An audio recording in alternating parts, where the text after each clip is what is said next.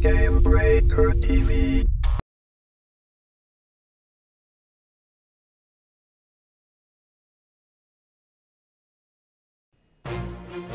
You are watching the first and longest running new media broadcast for Star Wars The Old Republic. Welcome to Game Breakers The Republic. You will never need to listen to any other Old Republic podcast ever again. Oh, who were they kidding? They're just a bunch of nerds geeking out about the Old Republic on the internet.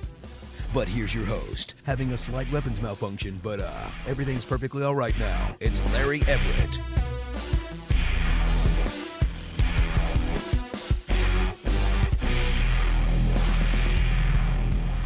Hey everybody, this is Larry Everett, and you are watching the 199th episode of The Republic, the Star Wars The Old Republic show on Game Breaker TV. Today is, let me look at the calendar, it is the the February 5th, sorry, I always mess up the date. I messed up the date last week, I messed up this week, I apologize, it is the 5th of February, and today we are talking about 3.1, the launch of 3.1, which comes out next Tuesday, and we're also going to talk about SWTOR economics, which is phenomenal.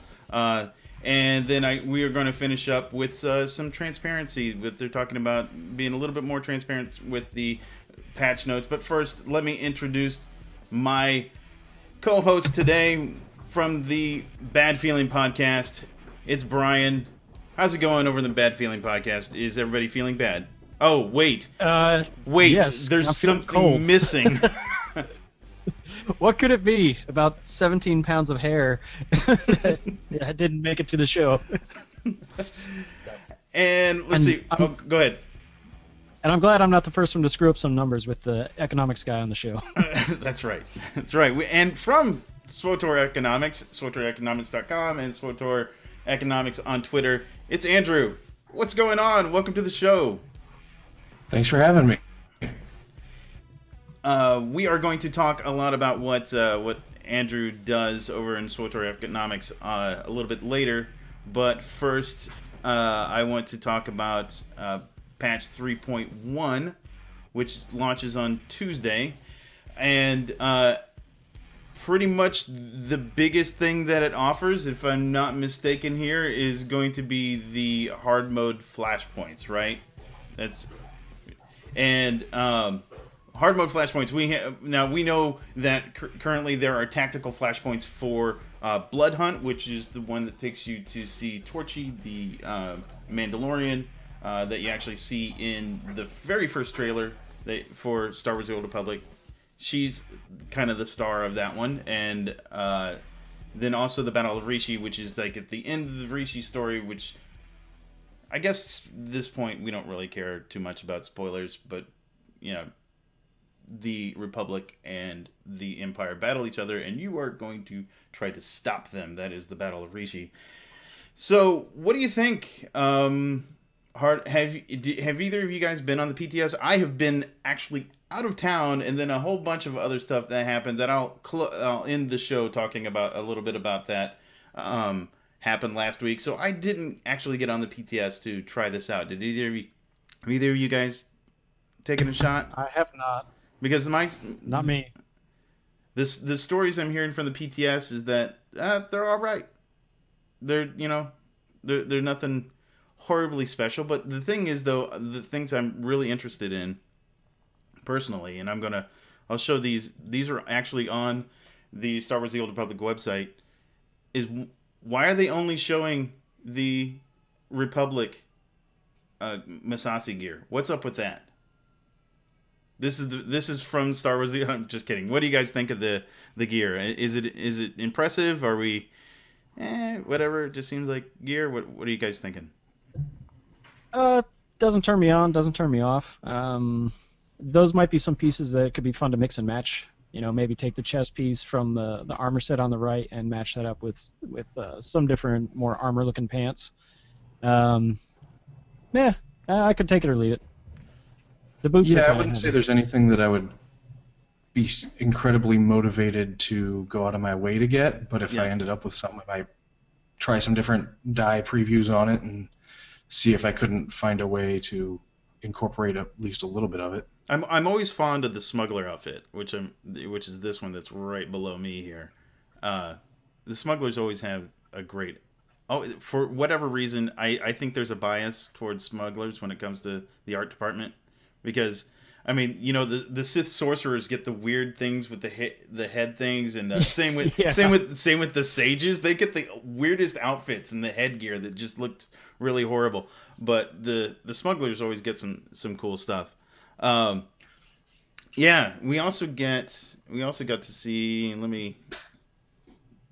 I'm not sure what this is. These are screenshots from. That's a bowcaster of some sort. Is that what that is? Yeah. Interesting. Yeah, that's kind of trippy looking. It's a funky looking bowcaster, but it is definitely a bowcaster. The shotgun bowcaster. It's a shotgun bowcaster. That's right. And Heather's in the room, in the chat room. Hello, Heather. And I'm sorry, Heather. We're just apologizing. We're apologizing the whole show. We just apologize for the whole show ahead of time. The only one that shouldn't be apologizing is Andrew, and we apologize to you, Andrew, for everything. Actually, we do have a couple of decorations here. I am assuming that this is going to work the same way that it does in like Kaon Under Siege. This is an item in your house that you click on. You can see my mouse on there. Good. Yeah. You click right about there, and it gives you this light above your head, just like on Kaon, which is pretty cool. And I guess you wear it throughout your house? Yeah, I think that's a cool idea. I like that they're bringing in more decorations that you can click on and they do something. You know, even if it is just a floating light bulb, I'm glad to interact with anything. Yeah. I think it'd be even more interesting if they... The one thing I've always thought about the strongholds is that the baseline light level is so bright that whether I have a light in the ceiling or not, it doesn't really make that much of a difference. So it'd be interesting if maybe they could tone that down a little bit. Just turn out the lights altogether. That would be awesome. I'm not even sure what to think about that. That would be pretty sweet. You could have, or just in one room, you can turn off the lights and have that little box sitting next to it. And yes, and then the Friday night dance party. Exactly. Where you just have 30 players all with those lights on. That'd be sweet. I would be on board with that. BioWare, if you're watching. Yeah. Please make it happen. Yes, make that happen. That has to happen. It has to happen. I want to see light switches in the next cartel. Yes. And it would end up it would be a cartel pack item. That would not be just given to us. Here are. Go ahead.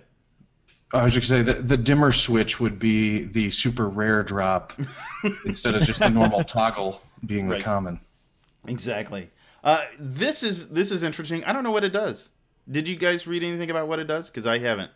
I have, but obviously you click on it. I mean, it's blue, right? That's an indication. That's the universal indication that you click on something. Right. Like I go around touching everything in my house that's blue, just to see if it does something.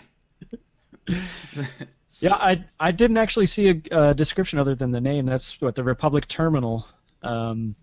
They call data terminal. What do they call that? The exact name is right here. It's the multi-state mainframe terminal. I'm wondering if it doesn't do something on the screen, because that would be really cool. Maybe the display changes. That would be cool. Or makes some beeps and whistles. I'm on board with that. But you know what it really is, and I don't know what this is right here up at the top. But this right here is the same thing you get from, I think it's the Maelstrom prison, or it's the other one that's the opposite one of that. The boarding party? It might be boarding party. It's the same thing, just with something else stuck on top of it. Yeah, well, I'm sure Chuck will want one on the guild ship. So. Yeah, it's a good call. Good call. Chuck, get one on the guild ship. There you go. It reminds me a little too much of those emergency computer stations that I ended up with like 50 of and couldn't figure out anything to do with them. And that was like my first experience when I got my very first stronghold. That was like my first 50 decorations were all those huge emergency terminals. That's right. I was like, what am I supposed to do with all these? It wants a stronghold with a Sith mask. Yeah. A strong bad. Oh, it's strong bad. Yeah. I read that it's strong. Homestar Runner. Oh, that'd be amazing. That would be cool. And a customization for Treek.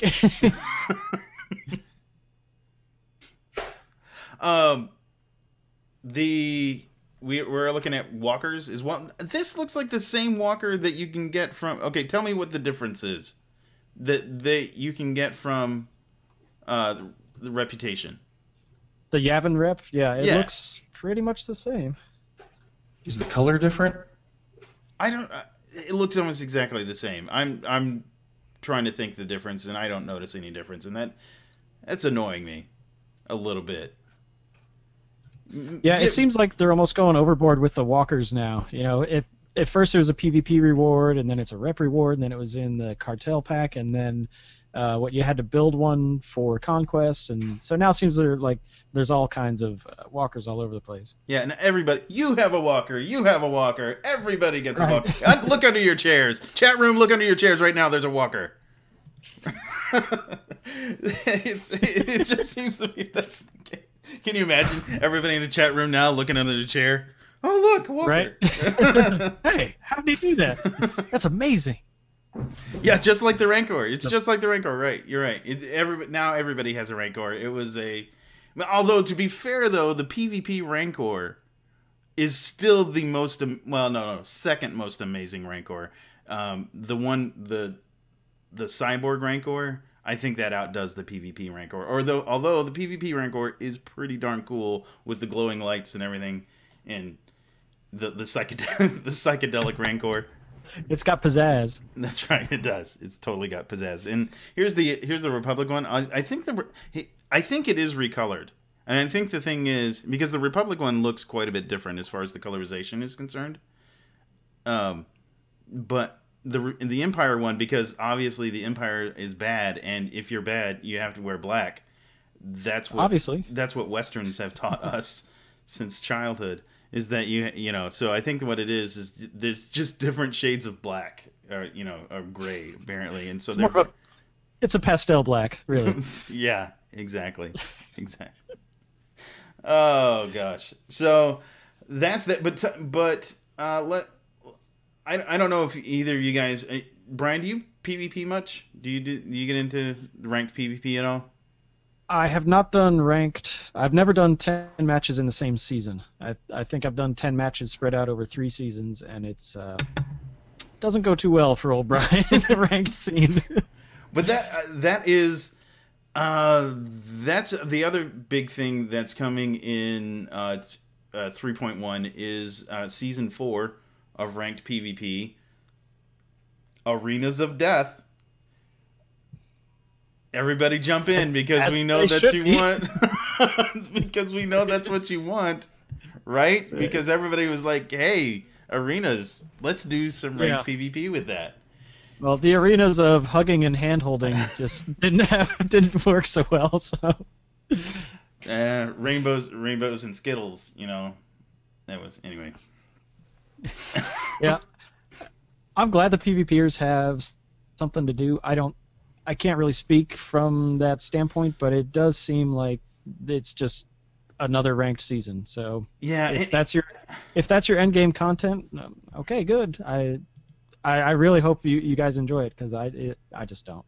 It's really funny for me is that there doesn't seem to be any major changes, and why do they go from one ranked season to the next ranked season without giving any incentive to, hey, the season has started, here's what you're gonna get. Nothing like that. There's no reason. It's like, here you go, season started, and it's just, I don't know, it's the weirdest thing to me.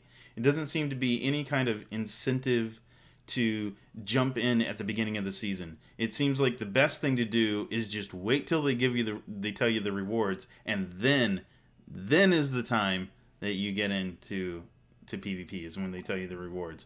And I feel bad for the PvPers in that sense. Yeah.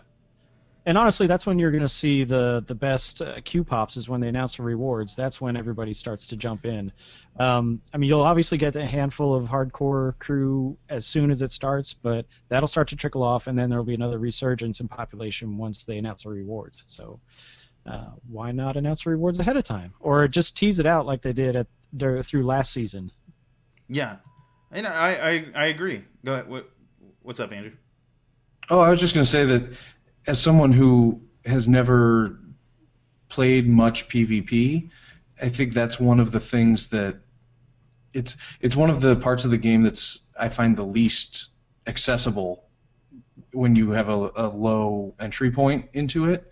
Yeah. So I think that it's tough because I think I'd probably enjoy it, but I don't think that there's a clear path for how someone like me who's interested but has a skill level of 0 basically could get to the point where I'm playing it regularly. Yeah, that's another thing that's really interesting to think about. And I know we're not really here to talk about PvP, but we're going to talk about it anyway. Is that there isn't a lot of the curve for PvP. There's no definite curve to okay, now I'm ready for ranked. There isn't that kind of curve because it just seems that when you're thrown into rank. Well, for number one, you can jump into rank as soon as you hit level 60, which is horrible, to be quite honest. I mean, if you try to do, yeah. I feel sorry for the solo teams that get that guy that's like right after the rewards are announced, and he's like, I'm ready to go, and he's like in PvE gear and he's all bolstered and he's like dead in a second. The first guy that you target, because I know what they look like. I mean, I don't PvP that often myself. But I know what those guys look like, the ones that have all PvE armor. So, right. Yeah, and I feel... It sounds like a Twitch stream of me trying to PvP. I'm here, guys. Look, I'm ready to... Oh! I can do it! Look at all my 186 gear. This is going to be awesome. Right. Yeah, yeah. And on top of that, what they do is they're the guys that have been doing all the hard modes and hard mode flashpoints and possibly even raids, and they come in with their their 186 or 192 gear, and it's not bolstered at all because it's purples. They don't realize how the bolster system works. Anyway, I digress. Yeah. Does anybody really know how the bolster system works, though? It always seems to go berserk. I don't know that BioWare knows how the bolster system works. Right. because apparently it worked with your ships. Yeah, hooray! Yeah. Yeah, but to your point, I'd love to see some sort of barrier to entry for ranked, and that would be easily to do with just minimum expertise of 2018 expertise. That means you've played enough regular war zones to have some skill or some time thrown into it, but may not be the same. But that at least would be a little bit of a gate barrier to entry. I agree. But then you completely decimate the queue times. So maybe after they are better than cross server, we can talk about a gating mechanic. Yeah, better than cross server.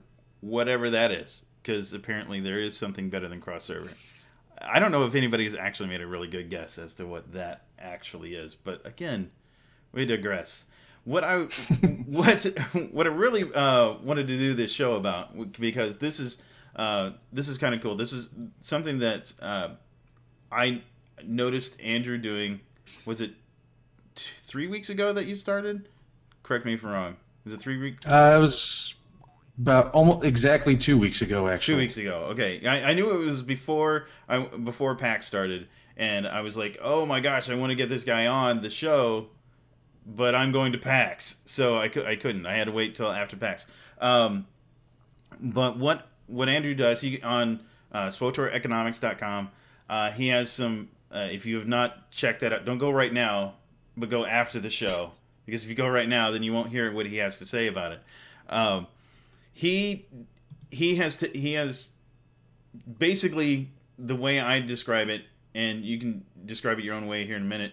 But the way I describe it is he's taken the economics of SWTOR and made it and broken it down to where it's something that makes sense and people can actually, who don't usually craft or don't usually play the GTN and those kinds of things, can make sense out of what is happening and why certain things are good. And the big thing that came up that he happened to hit right on the nose.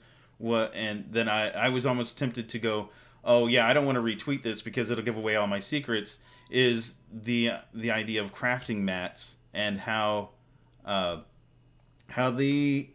slot machine wasn't necessarily a bad thing. So expound on that a little bit. I know you did already in your post, and I'll put a link whenever we put this on YouTube. We'll put a link in the show, or we'll put a link on GameBreaker to your page in that particular post. But tell us a little bit about why the slot machine didn't exactly break the economy as bad as everybody thought it did. Sure. So one of the things that I found just even talking to guild members in the game was that people who understood the GTN really just kind of intuitively got it. Yep. And so I wanted to break it down so that people who maybe didn't have that experience to have that intuition could understand it. And when I started to actually look at the numbers and see what that meant was just at the same time that the slot machine was released. So it was kind of a perfect storm that I was digging into the numbers, and then everything kind of went a little crazy. But what I found was that the things I was seeing on the forums and other places online about how badly it had derailed prices for people just wasn't really, it didn't seem like the numbers bore out what people were describing, which doesn't mean that they didn't really see it, but just, it might have been just for a day or two, or so on one server. Explain to me. Okay, so before I can speak as far as my server is concerned. You are on Harbinger, right? Jedi Covenant. Oh, you're on Jedi Covenant. Okay, Jedi Covenant. The numbers that I was seeing approximately before, let's say the Midlith crystals, which is one of the grade 11 purple mats, and we're going to get really nerdy here, people. So bear with us. But I was noticing that they would float around, as far as prices were concerned, they would float around 100K on my server. What were you noticing on Jedi Covenant? Was it between like 90 and 100K each? Something along that line for Midlith crystals? It had started there. Yeah. Early on after 3.0, but a lot of the materials had already started to drift down, I think, and it just wasn't as noticeable because it was a very progressive drop as more and more people started to accumulate it that aren't serious crafters. Eventually they're going to start trying to get some credits out of it. Yeah. And so I think that natural progression had started and the slot machine just accelerated it. Yeah. Yeah. And so what we noticed then was that when the slot machine came out, all those prices just plummeted, right? Here's the big question. And by the way, later, SWTOR Minor, thanks for coming by. One of the things we noticed is that they dropped way, way low. But I noticed, and this was in, again, I did it more intuitively, whereas Andrew on his blog broke it down specifically. I noticed that you know what? It's not. You're still making a little bit of profit on it, even with the slot machines having dropped it way down to almost. I know they were going for about 10K on my server, but that's still a profit. Now, what did you notice the same thing on yours? And why were people complaining? What was the main complaint, and why is it not? Why does that not hold water? Why did the complaint not hold water?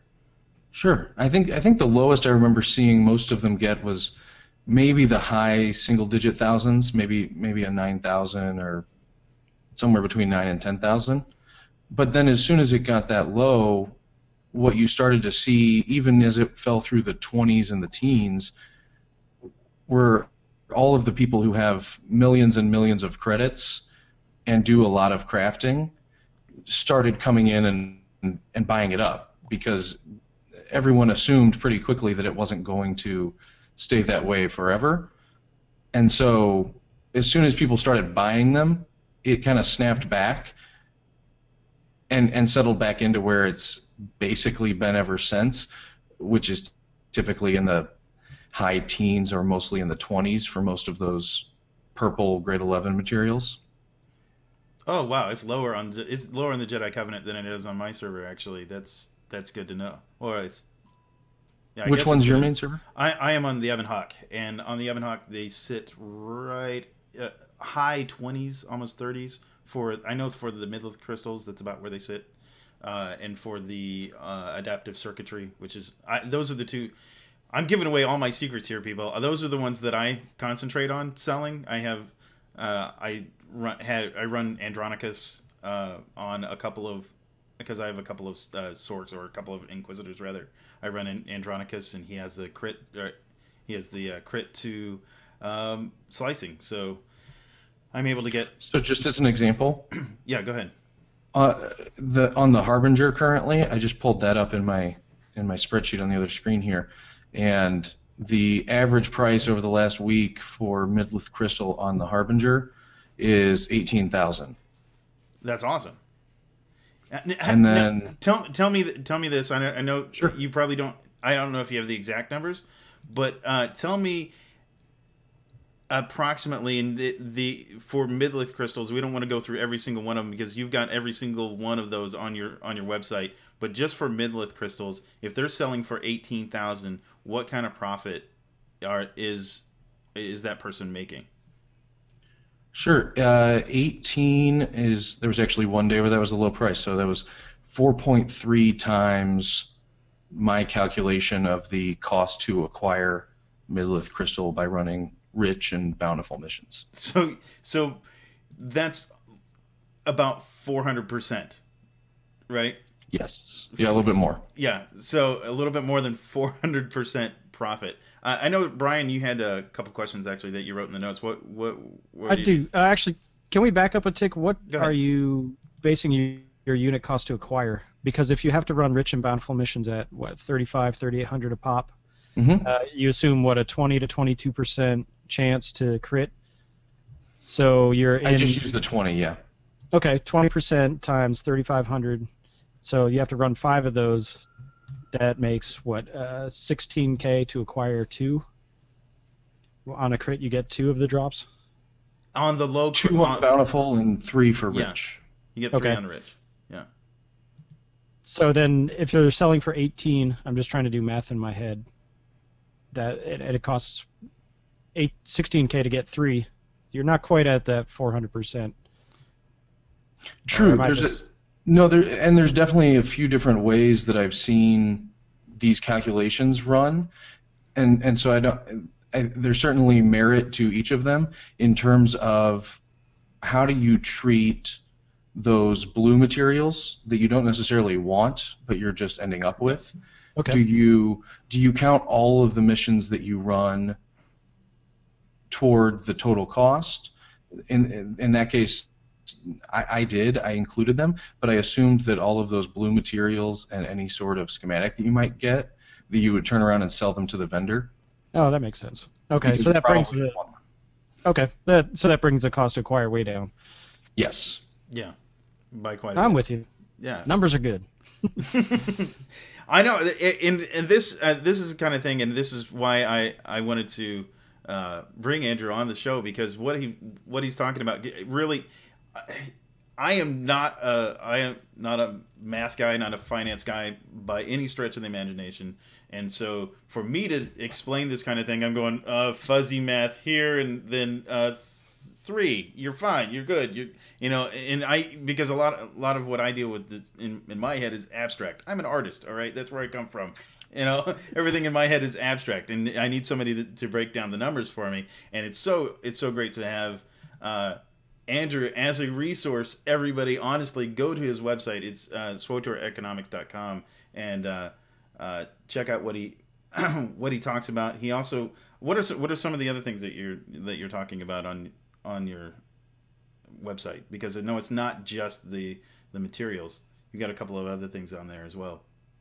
Give me a highlight. The GTN content actually wasn't what originally got me to start writing. It just kind of took off once I started talking about it. There was a lot of interest out there in it. But some of the other things that I've written about so far had more to do with kind of the broad concepts, things like what is a good economic construct for crafting.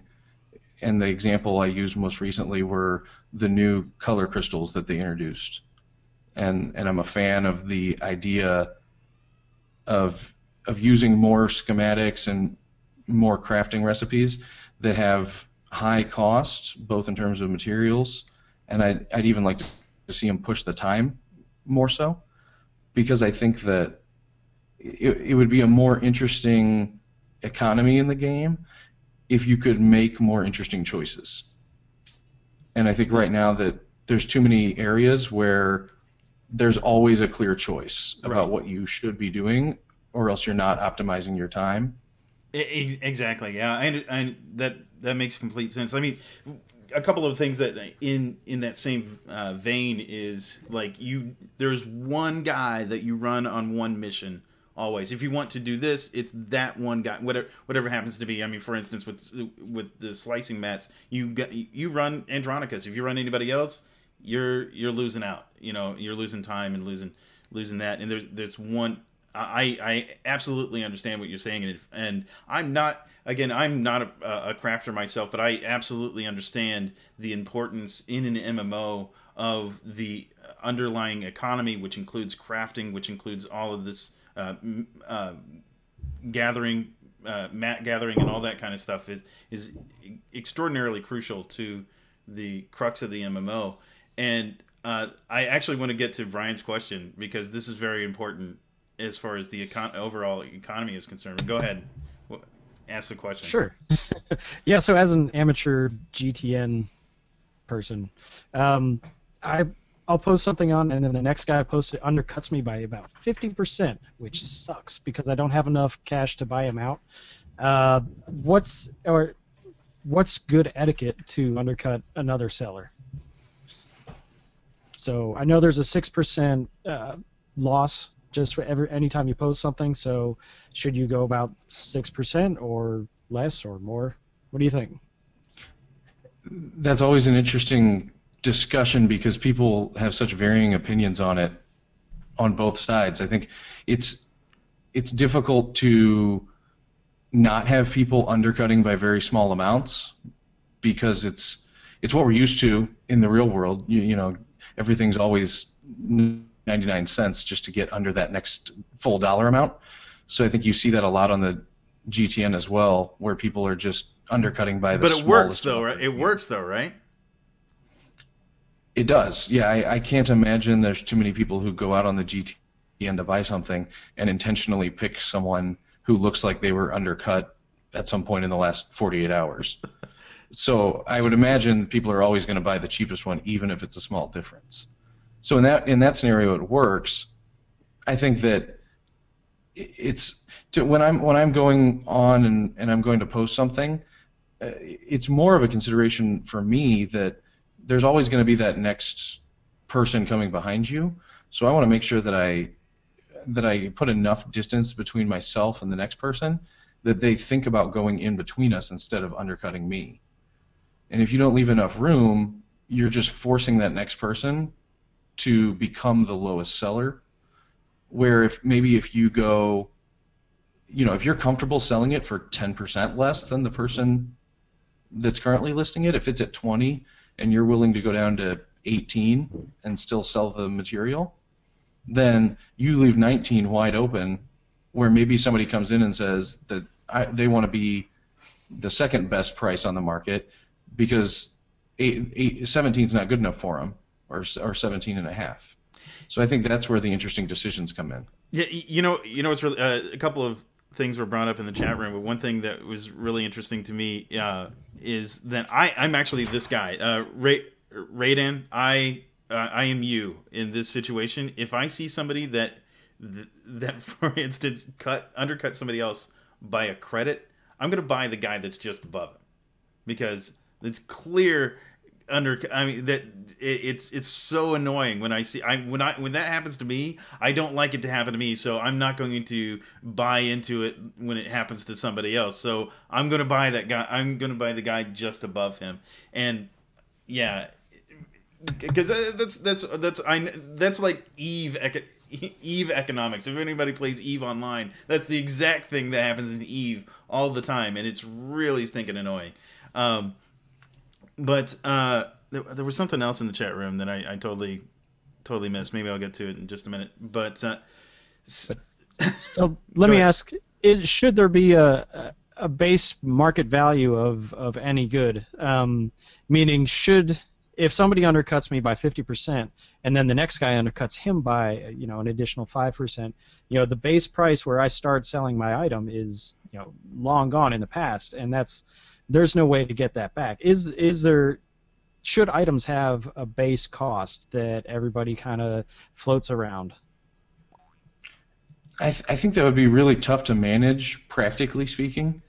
I think that in the current system, if it gets below a certain point, there are going to be people who jump in and start buying it up just because the price becomes attractive either on a relative basis and they're going to turn around and sell it later, or because they're a crafter and they want to just stockpile it at a reasonable price. It's pretty unusual for most of the main materials that are being sold and purchased to get to the point where it's more cost effective to buy them on the GTN than to run the missions, which makes sense because you don't have to invest any time to buy it off the GTN. You just need the credits while the missions take time. So if it ever is even close to the same price, it would be better to buy it on the GTN than to spend hours waiting for your companions to maybe bring you some. I think that there's that natural floor just in terms of opportunity cost of what people are going to choose to do, and it creates a profit opportunity for people who want to play that role in the GTN of being involved in arbitrage trading would be what is called in the hedge fund industry or the real world investing, where if something falls below the price that you can sell it to the vendor, then you definitely should immediately buy it, turn around and sell it to the vendor, because there's no risk and you get the difference between the two. So even if it's only 5 credits per unit, if it's a stack of luminous blue crystals that someone has acquired running dailies on Yavin, it's still free money, so you might as well take it. And so I think that currently that's the floor, that there are enough people on every server that I've looked at, I think, maybe not Jung Ma, which is a point of contention right now. But most servers seem to have enough people that are actively following the GTN, at least in those current top-tier materials, that they're putting the floor on it because there's players stepping in instead of it having to necessarily be a game mechanic. But I think that that's one of the areas where if they do get to a point where there's something, in the better than cross-server bin, that was one thing I wrote about, was how if they can do that well and in a certain way that it incorporates the GTN, I think that would definitely be good for the game, because right now you have such a fractured market that Larry can talk about his experience on the Ebenhawk and it can be completely different than the experience of someone playing on the Harbinger or Jedi Covenant or Jung Ma. So it's difficult for BioWare to balance things in the economy and make decisions that aren't going to adversely affect one or more servers when they're not the same. Each of them has their own situation. They have different amounts of crafters. They have different amounts of people who are going in and buying those materials when they get too cheap. So that makes it really hard. One question that comes to my mind, and actually there's a bunch of questions that I have, but one of the ones that I always think about whenever I'm putting something on the GTN, especially something we'll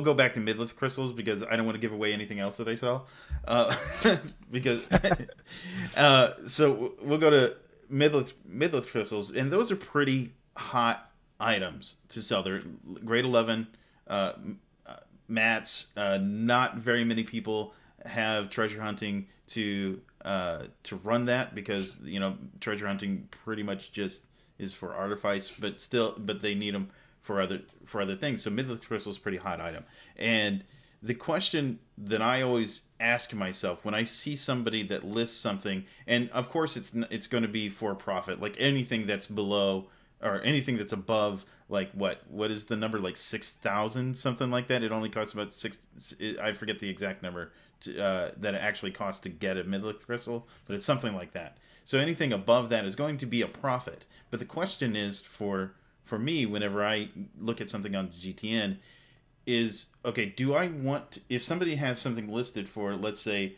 9,000, which is, just barely a profit, what if I list it for 15 and be the second guy in line?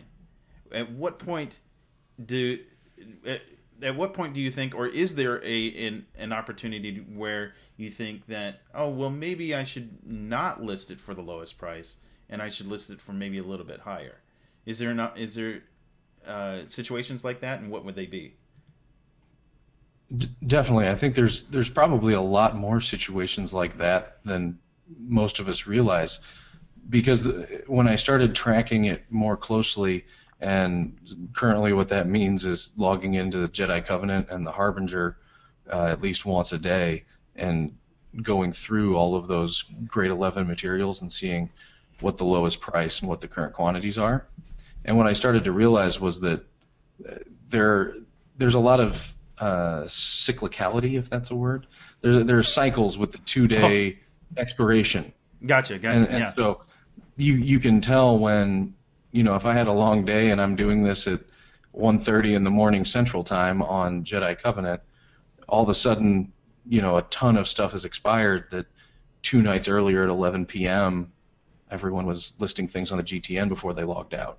And so if you have things that are sitting out there waiting, all you need is a few people to be in need of some quick midlith crystal at 1:30 in the morning, and they might be willing to pay twice what it normally goes for. Actually, that does lead to another question that I have. What do you list things at? Do you list them at 12 hours? Do you list them for 1 day? Do you list them for 2 days? What is is there an optimal time frame to list things on the GTN, or is it just whatever you feel, whatever is most comfortable for you? What do you think? I've always listed pretty much everything for 2 days, just because it can be so time consuming to sit there and relist things that one of my least favorite things in the game is logging in and seeing an inbox that has 45 or 50 mail items in it. I'm like, oh no. It's heartbreaking. Yeah, I'm gonna have to spend the next half hour just sitting here listing all of these things.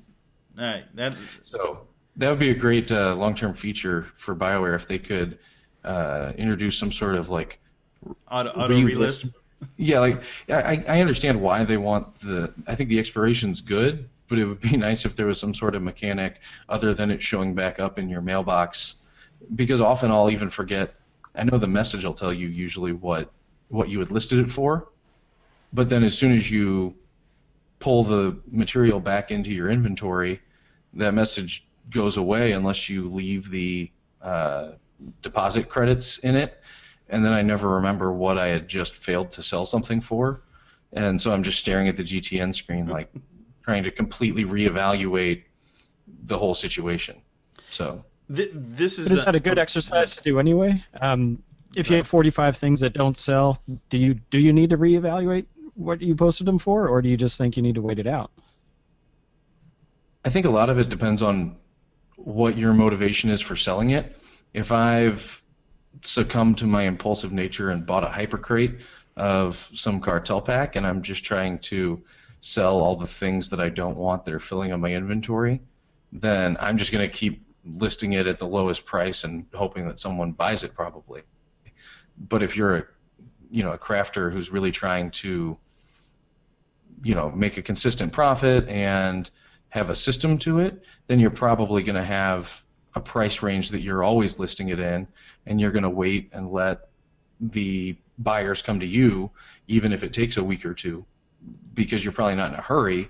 If you've got 5 or 10 million credits in the bank, it doesn't really matter when you sell the next 10 or 50 midlith crystal that you're listing, versus the player who's maybe selling the only 10 midlith crystal that they have because they have 2,000 credits and can't do anything. Well, unless you're me, then 5 million is low, because that means I haven't bought enough decorations and I need to buy some more. That's usually what happens with me. I've got one more question. This will be the last question regarding this, but one of the somebody asked in the chat room, and I'm sorry that you've gone away in the chat room now. I didn't see where it went. But somebody asked in the chat room about shouting in trade chat versus the GTN, and I know there are advantages to doing that sometimes, but what are they, and at what point would you say that, oh, you know what, it's best to shout this out in the GTN than it is to shout this out in trade chat than to put it on the GTN?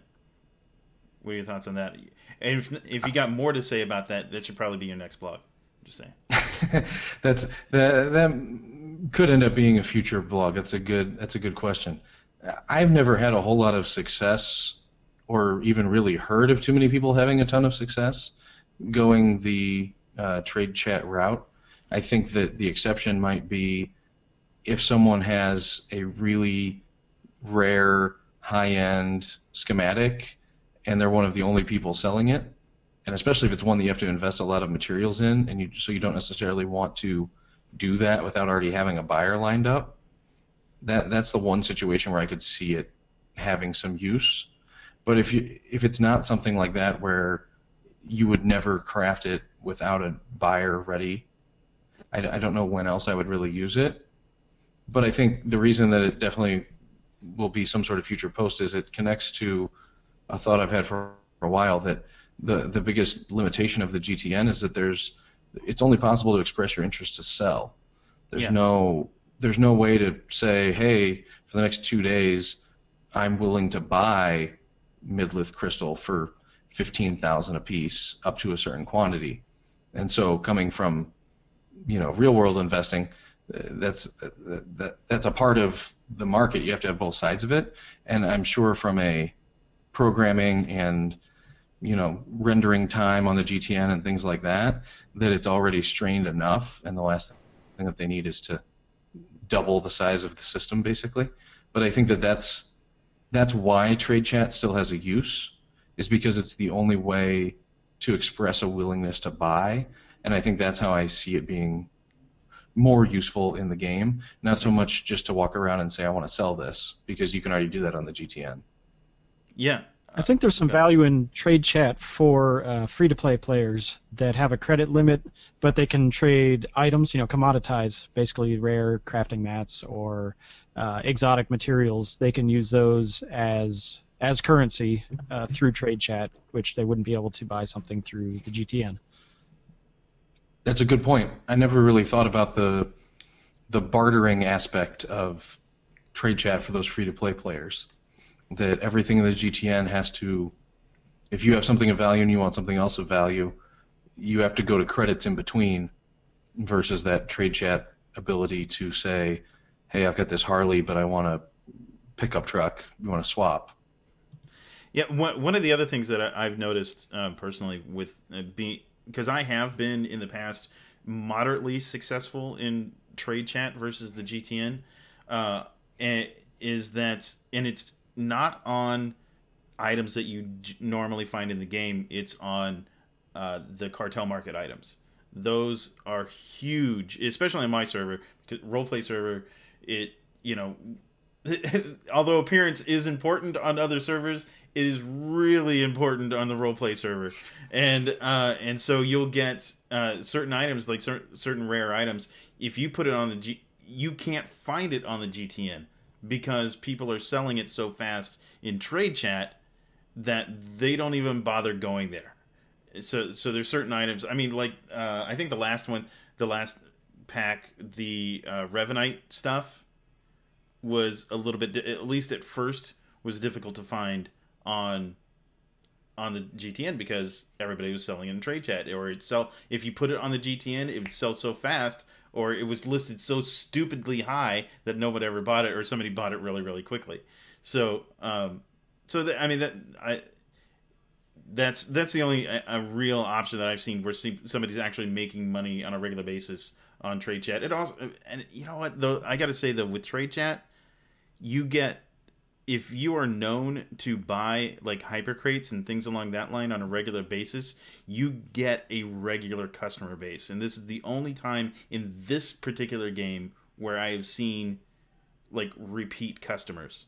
And it's kind of unfortunate, in my opinion, you know, that this is the only place you see repeat customers is in trade chat whenever you've bought stuff off the cartel market. Anyway, any last thoughts, Andrew, before we move on to the next topic?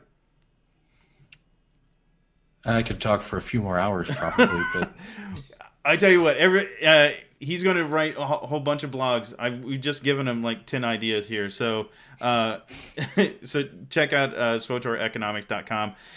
The next thing that I want to lead into is something that Tate Watson posted on community forums. He talked about, I guess I call it transparency.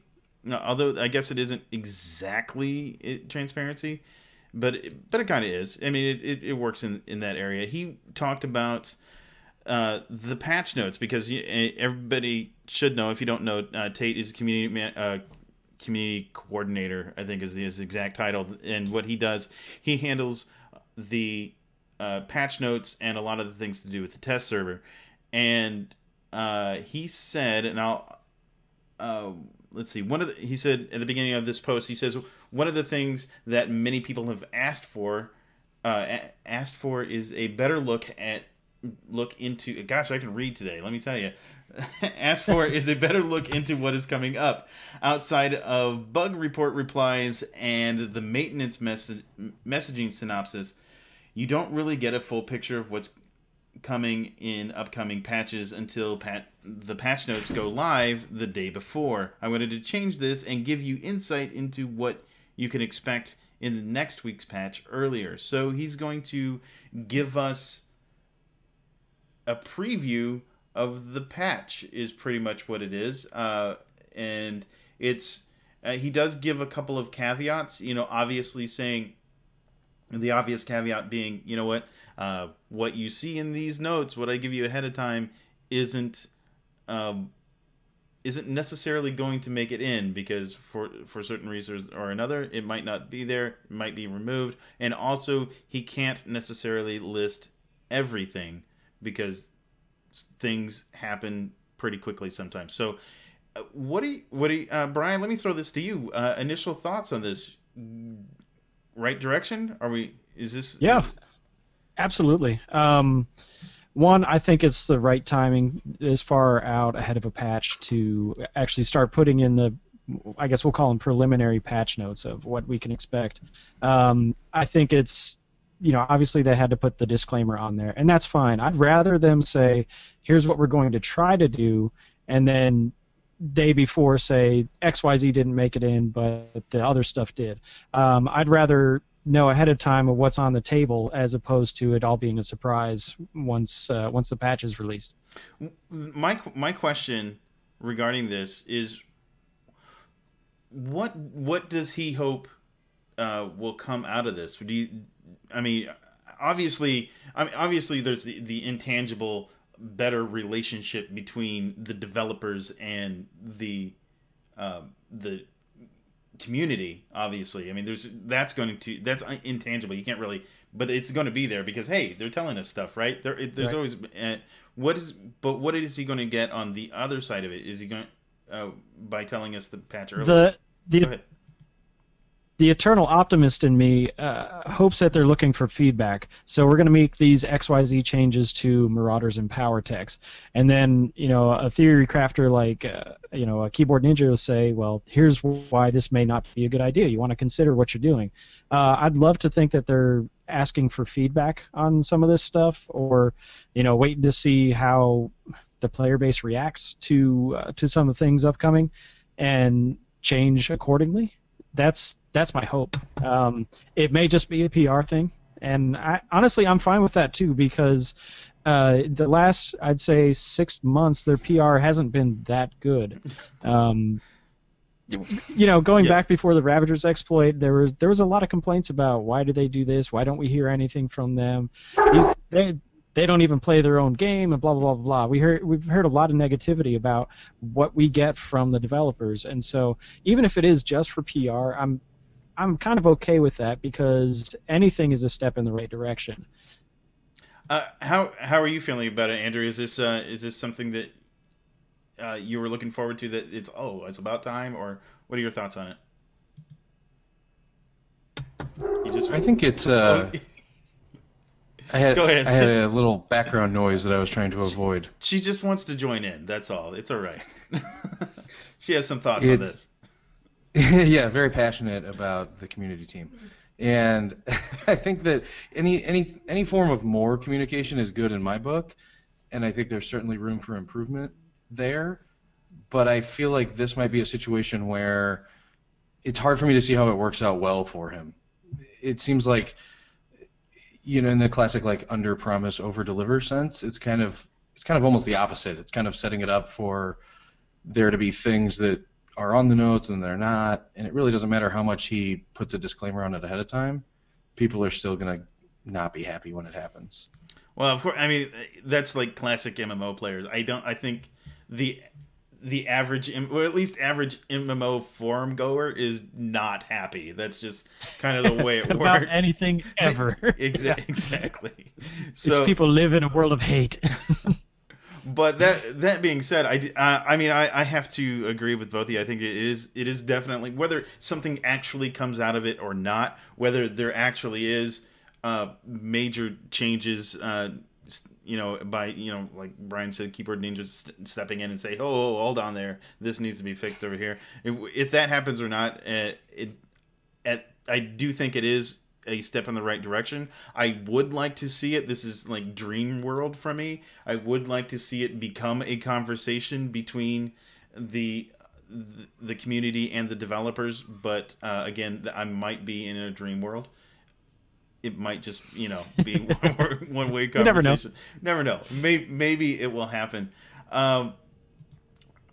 That he does give an example of like he did give an example of what was coming up in 3.1, but obviously 3.1 we pretty much know what's on there because we've been seeing the PTS notes. But any final thoughts on this? I know now you Brian, you run a fan site, and I have noticed because I am a part of another fan site besides doing the stuff that I do for media.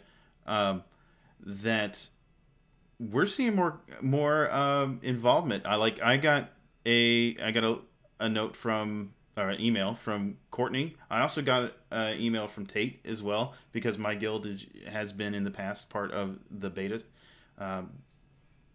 stuff that's going on. So what's going on? Are they? I don't know. It seems like a conceptual shift, and this may be, from the top down, from above the community team's pay grade, because we're getting more emails as fan sites. They're going to revamp what they do on the community streams. We're not going to have them every week, but when we do, they should be more worthwhile to listen to. There's going to be an actual QA session, and the community team's going to do things they're good at instead of Musco flying a spaceship into the wall.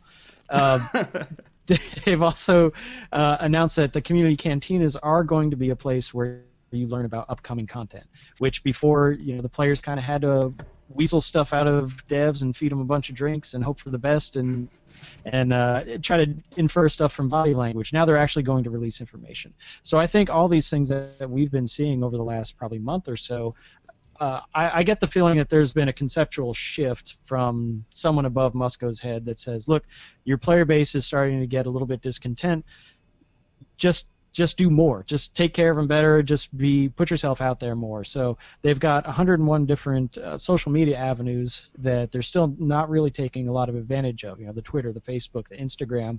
They could be using those and doing more with them. So I'd like to see more in that realm too. But I think somebody somewhere said, you guys just have to step it up a notch. What are your thoughts, Andrew? I agree, and I think it's. I liked what the road you started down as well when you were talking about just kind of, this being a sign of hopefully things to come in terms of having it be more of a conversation back and forth. I would love to see that. I don't know if it's realistic or not, but I think that in a lot of ways, that discontent that maybe has led to this shift in approach comes from that feeling of it not being a conversation and feeling like you have to either trick someone or, bribe them or something to get any sort of real information, not so that you can take advantage of it just because you care. And I think that's really what it comes down to, is just that there's so many players that really care about this game and really want to have good information and provide good feedback.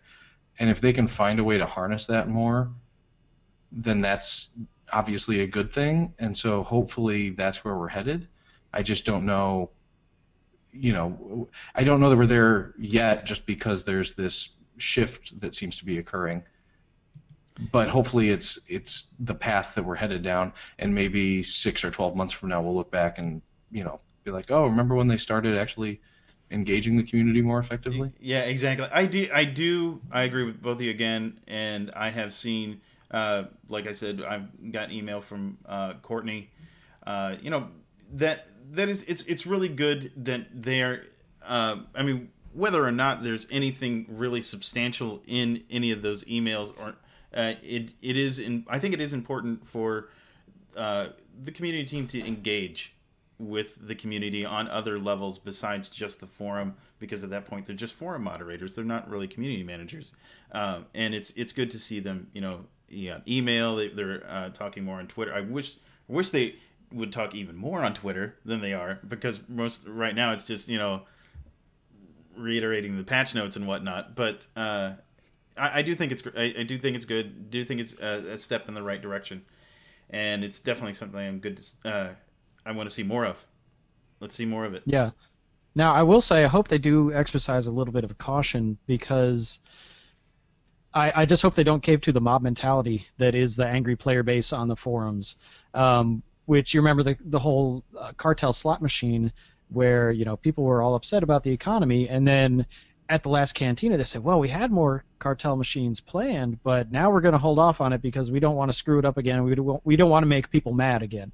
Yeah. And I feel like that's a bit of an overreaction. I think that I don't want them to start caving to the mob and just completely bend over. If you've got something planned, just make sure spend that extra little bit to make sure you get the details right and do it. People will like basically whatever they put into the game, so they can kind of dictate what the taste is. And my fear is that they're going to cave to the loudest people on the forums. Well, and I think that goes back to what you guys were just saying too, in terms of being more than a forum moderator. Yeah. That's not the best place for them to use as their primary point of interaction with the player base. And so the more they can expand beyond just relying on the mobs on the forum, the better the end result will be, I think. I definitely agree. One last thing I want to touch on, and I know this is on Gamebreaker's channel, but I'm just going to touch on it really briefly, so everybody understands and everybody's comfortable with what's happening. AOL did close down Massively. Massively is no more, and we do have plans on. You can follow my Twitter if you want to hear about what those plans are. I don't feel comfortable talking about exactly what they are on Gamebreaker's channel, but this show is not going away. It's going to stay here. I'm going to keep doing it, so don't have to worry about that. I am still doing work on Gamebreaker as usual. So I just wanted to throw that out there, and I really do. And also want to thank everybody who has given me support regarding the thing that happened with AOL, and I really appreciate that a whole lot. I cannot express enough how much it made me feel good about what I was doing, because lots of times when things like that happen, it was extremely upsetting, and I feel a lot better knowing that the community was behind me and that they appreciated everything that I did.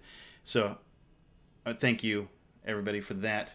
And I want to close off by letting everybody know the other community members of the SWTOR community, where you can find them if you want to see or hear more about what's happening with the Bad Feeling podcast, you can follow Brian at Bad Feeling PDCST on Twitter, and you can that always messes me up. Character limits, dude. I know, right?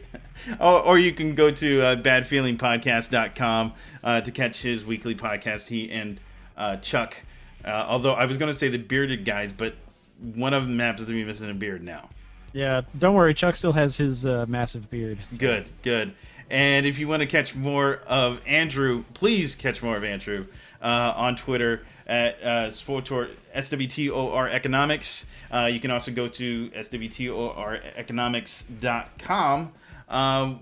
What's your next thing on your plate, Andrew? That's a great question. I didn't exactly go into this with a super well-developed plan. What kind of investment banker are you?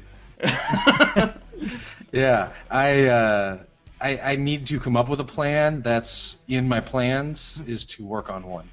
All right. Well, and if you want to catch more of me, you can follow me on Twitter at Shadow, SHADDOE. You can also go to hyperspacebeacon.com. That is my personal blog. And also catch me every single day on Gamebreaker TV at gamebreaker.tv. I do reporting there. So thank you very much for tuning in to The Republic. We are here every Thursday at 6:30 PST. I'll see you next week. May the Force be with you. Thanks, guys. Thanks, everybody.